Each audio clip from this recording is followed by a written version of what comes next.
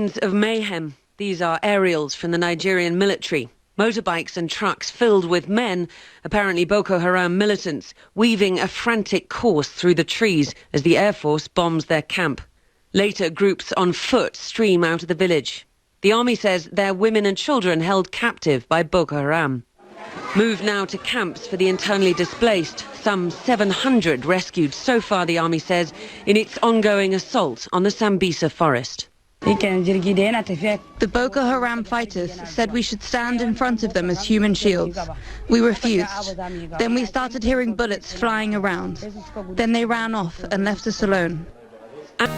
In South Africa, there were more than 64,000 sexual offenses in 2012. Only 4% of rapes are reported in Africa. They tell us that they will kill me. They're gonna show they will rape me. After raping me, I'll become a girl. I'll become a straight girl. I was stabbed in a gay bar by a straight man who was just approaching me. Then he stabbed me at the back, and I've had so many stitches here. I'm still left with the scars.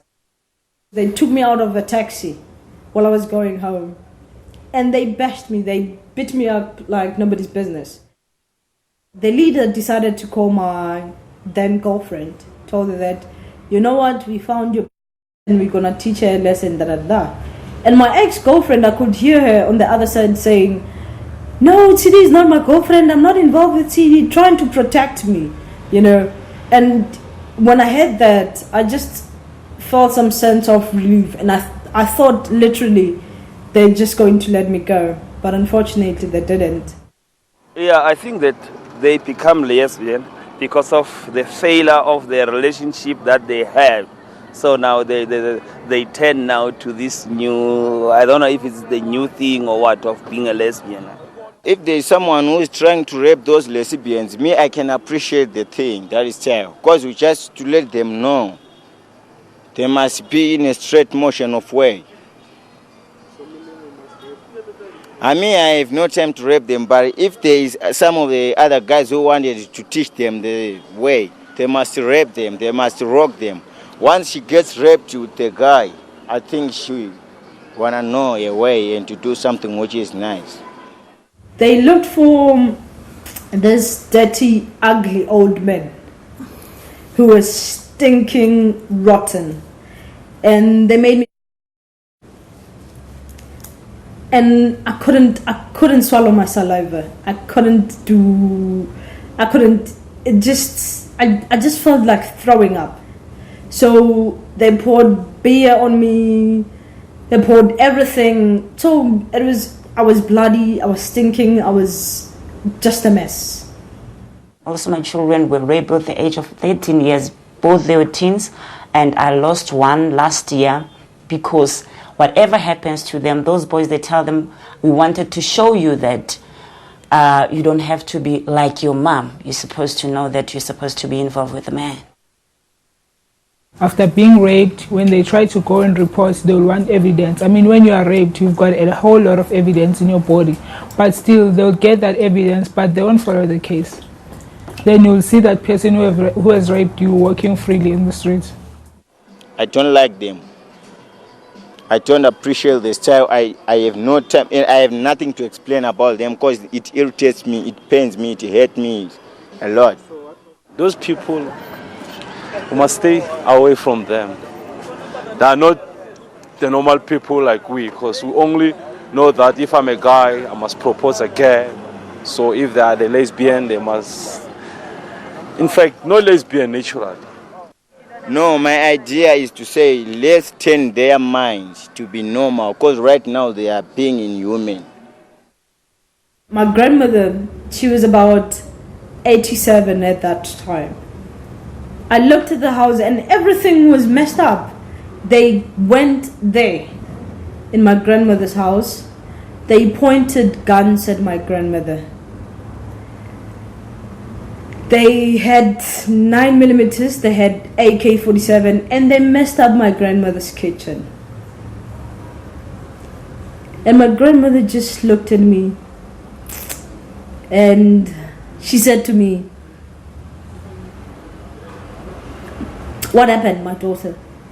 And that's when I felt like crying.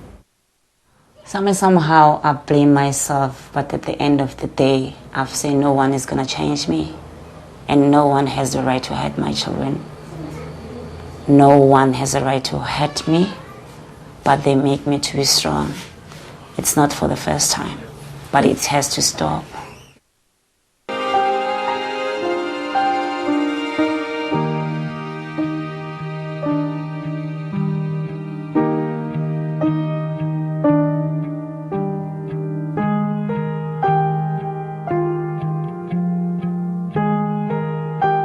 Guinea, Egypt, and Mali lead African nations in cases of genital mutilation.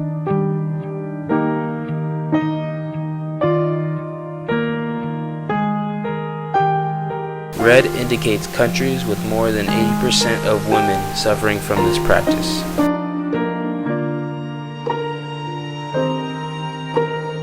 Newborn, safe in her mother's arms. The only problem is she's a girl. And for hundreds of years in Somalia, they've been subjected to female genital mutilation. That's exactly what happened to 30-year-old Azli Ahmed. What could I do as a child? The adults made the decision for me. Whether you get to Sunnah or type 3 FGM, it was not your choice. A similar tale from 17-year-old Ifra Abdullah. She was only 8 when most of her external genitalia were removed. I was at home in great pain and bedridden for several days due to the stitches. My legs were tied together to ensure I don't move, so the stitches would stay in place. I was unable to pass urine normally. When I was 14 and I started menstruating, it was a very difficult experience and painful. Malaysia used to be a well-known female circumciser in the Cheha district in Ethiopia. She works in this small workshop over 8 hours every day. And even though making pots is tiresome and less profitable, she still prefers it to her previous occupation as a circumciser. My life was terrible then. The moment I closed my eyes, I dreamed of girls screaming. I won't do it again.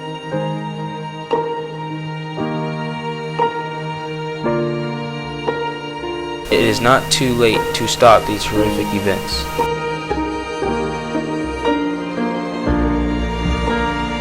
It will take time and money to educate the African people about the destructive nature of these practices.